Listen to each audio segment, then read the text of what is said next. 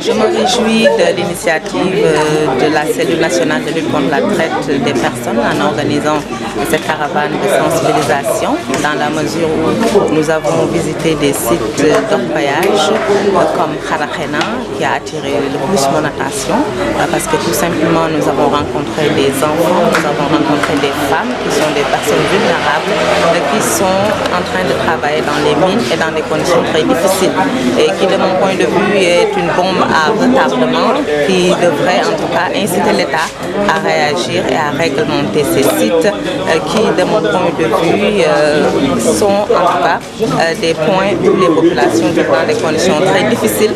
Nous avons vu qu'il n'y avait pas l'hygiène, nous avons vu qu'il n'y avait pas la sécurité et nous nous sommes rendus aussi compte de l'absence de l'État.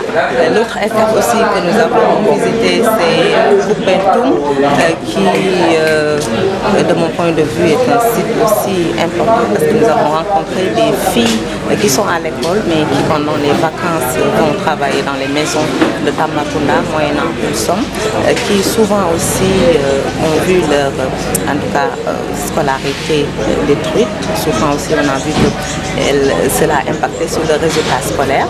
Nous avons aussi vu que ces filles étaient souvent confrontées à des problèmes d'exploitation sexuelle qui aussi devraient permettre à certaines structures de l'État de réagir, surtout de sécuriser ces filles et de leur permettre en tout cas d'avoir des bourses ou bien d'autres sources de revenus à leurs parents, d'avoir d'autres sources de revenus, prendre en charge carrément leur scolarité parce que le fait d'aller travailler comme domestique dans les maisons est lié à la pauvreté de leurs parents qui les empêche en tout cas de prendre en charge leur scolarité.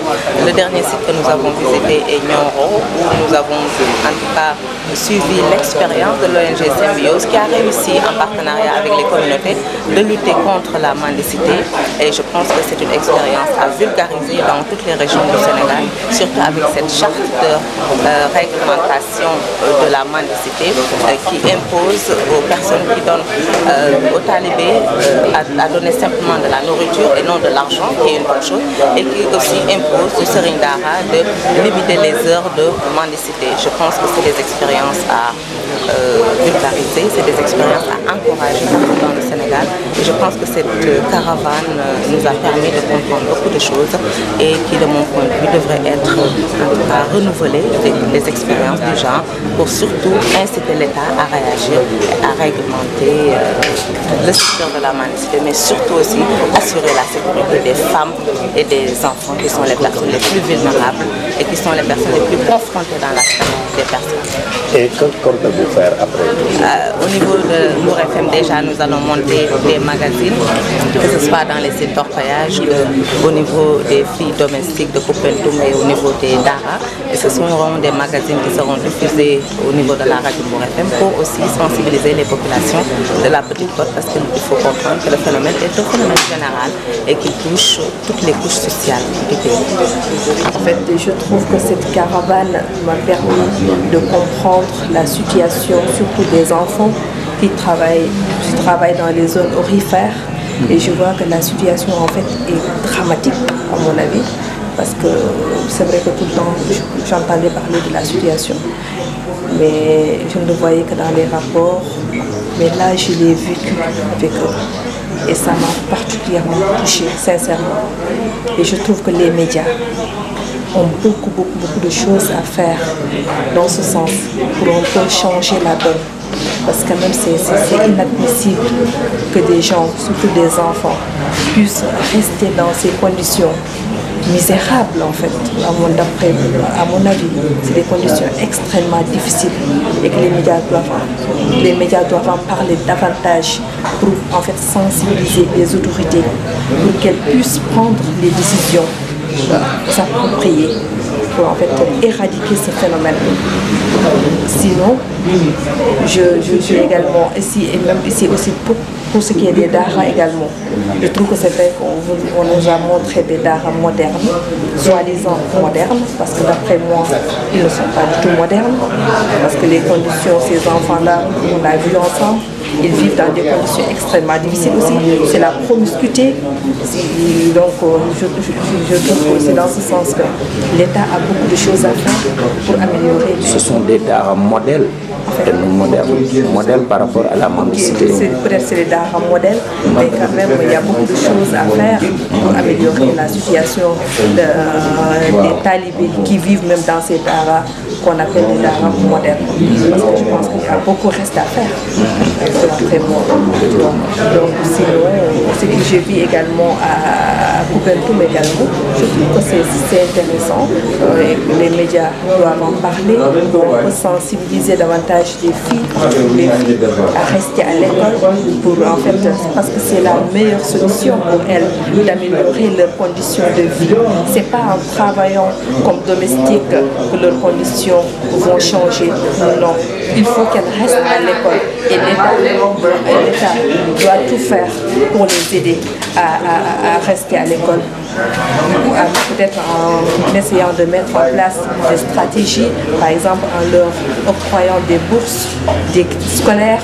En fait, c'est des suggestions. Et c'est à nous, les médias, à nous, les journalistes, c'est à nous que revienne cette tâche de sensibilisation pour que les autorités voient en fait la gravité des choses, voient en fait voir à quel point la situation est dramatique, particulièrement dans le monde rural. Parce que quand on est à Dakar, on n'est pas au courant de tout ce qui se passe ici dans le monde rural. Mais j'ai vu qu'en fait, dans le monde rural, les gens vivent dans des situations extrêmement difficiles, particulièrement les femmes et les enfants. Je pense que c'est important d'en parler. Donc je trouve vraiment que c'est une très bonne initiative, très bonne initiative. Moi, personnellement, ça m'a touché et ça m'a en fait, ça m'a poussé en fait à réfléchir davantage sur les conditions de la femme et des enfants. Parce qu'avant, comme je l'ai dit, je voyais que les rapports dans des hôtels bien climatisés et tout ça, donc je n'ai jamais été en contact direct avec ce monde-là qui est un peu, ce monde-là en fait, le monde de ces femmes et des enfants qui sont dans le monde rural, laissés, abandonnés à eux-mêmes. C'est vraiment, c'est pas juste. Je vous remercie. Bon, je me réjouis de cette campagne organisée par la cellule nationale de lutte contre la traite des personnes et de ses partenaires. Alors, pendant 6 ou 7 jours, on a eu à partager sur beaucoup de questions, mais surtout à aller sur le terrain et à découvrir de nouvelles choses.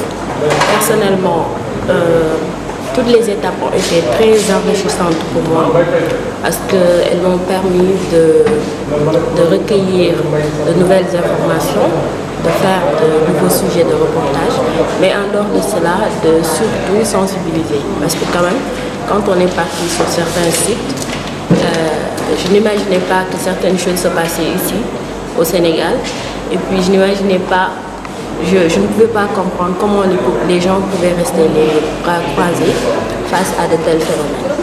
Et tu fais allusion à l'étape de Kédougou, où les gens se prostituent. Je pourrais même dire à la belle étoile, parce que les prostituées sont dans des cases, où des enfants très jeunes travaillent au niveau des sites de voyage.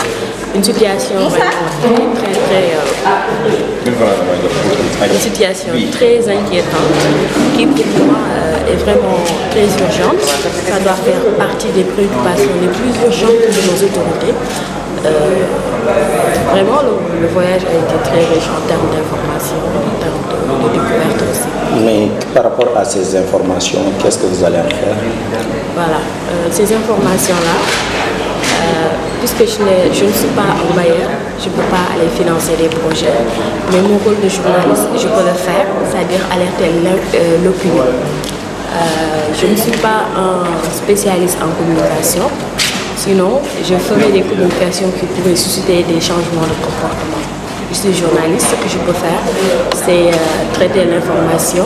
Et une fois l'information diffusée, que les lecteurs en tirent les enseignements et surtout que les autorités soient alertées par rapport à ces dangers-là qui se trouvent à l'intérieur du pays, qui sont vraiment très, très, je dirais, extraordinaires, ce que j'ai découvert. Ok, je vous remercie. C'est bon.